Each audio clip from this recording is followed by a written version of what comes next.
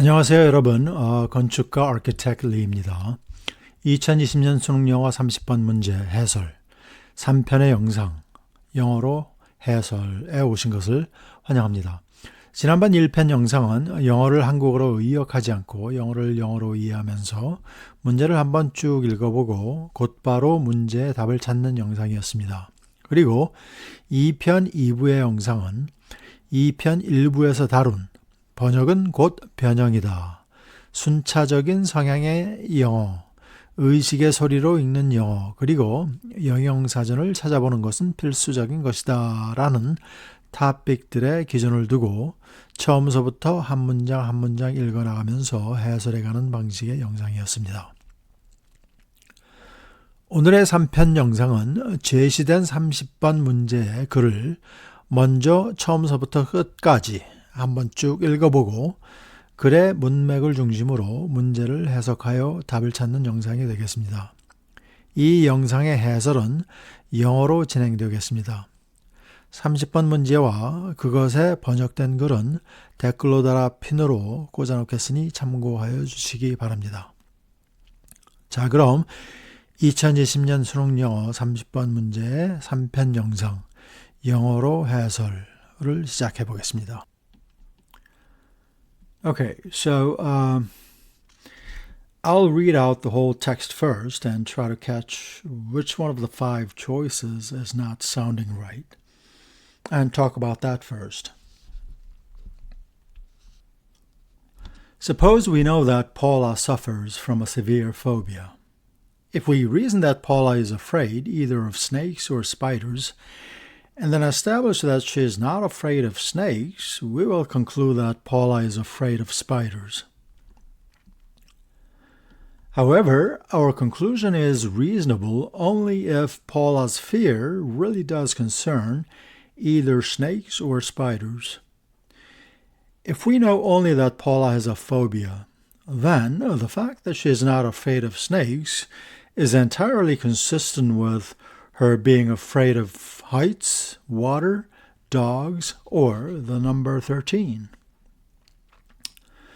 More generally, when we are presented with a list of alternative explanations for some phenomenon, and are then persuaded that all but one of those explanations are unsatisfactory, we should pause to reflect. Before denying that the remaining explanation is the correct one, consider whether other plausible options are being ignored or overlooked. The fallacy of false choice misleads when we are insufficiently attentive to an important hidden assumption that the choices which have been made explicit exhaust the sensible alternatives.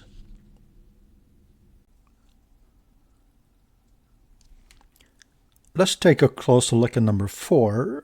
Number 4 didn't sound right because it didn't fit with what was being said up until that point.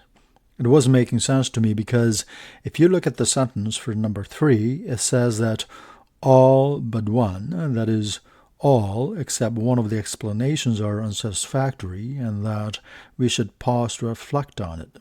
So, based on this context or premise, number 4 should be something like accepting, and it should read more like, before we say yes to the remaining explanation as the correct one, we should pause and see if it is possible that we might have ignored or overlooked other possible or plausible options.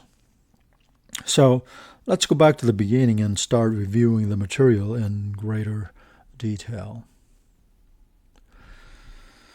Let us suppose that we know that Paula is suffering from some sort of a severe phobia, and let us reason that she is afraid either of snakes or spiders. And then let us say that we've established that Paula is not afraid of the snakes. Then from this, we can conclude that what Paula is afraid of is not the snakes, but the spiders.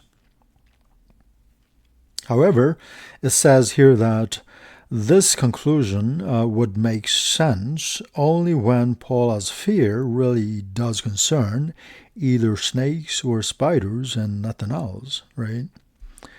That is, only if and when we are talking about Paula's fear as being either of the snakes or the spiders would this conclusion make sense for us.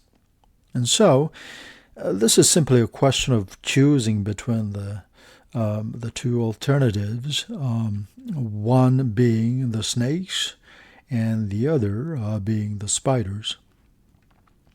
But if we know only that Paula has a phobia, and that's all we know, then the fact that she is not afraid of snakes is entirely consistent with, in other words, compatible with the idea of her being afraid of such things as heights, water, dogs, or, for that matter, the number 13.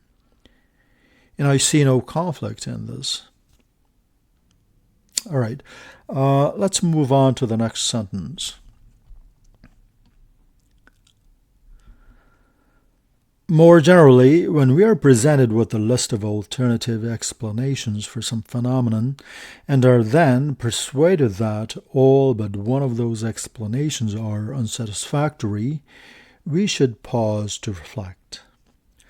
In other words, let's say we have been presented with a list of possible explanations for some phenomenon, and then we've been convinced to believe that all of them are unsatisfactory except for one. Then, at this point, we should pause for a moment and consider whether there aren't any other possible explanations that might have escaped our attention before accepting it as the correct explanation. So number 4 should read not denying but accepting, or something of that nature. All right, moving on, let's look at the next sentence. The fallacy of false choice misleads. The fallacy of false choice is also commonly referred to as the fallacy of false dilemma, I believe. And a false dilemma, if you look that up, is defined as a fallacy of oversimplification that offers a limited number of options, usually 2, when in reality more options are available. And these limited options are more likely than not to be inadequate and unsatisfactory. And so, it's saying that this sort of fallacy can mislead us to believing that we are making the right choice when we actually are not. By an important hidden assumption that the choices which have been made explicit exhaust the sensible alternatives, I'm understanding it to mean that the choices which have been clearly presented to us make us to assume that they are the only available choices for us to make our decisions on. All right, so there it is. I hope you found this video helpful. Thank you for watching. And if you like this video, please don't forget to like and subscribe with notifications. And I'll see you in my next video. Take care.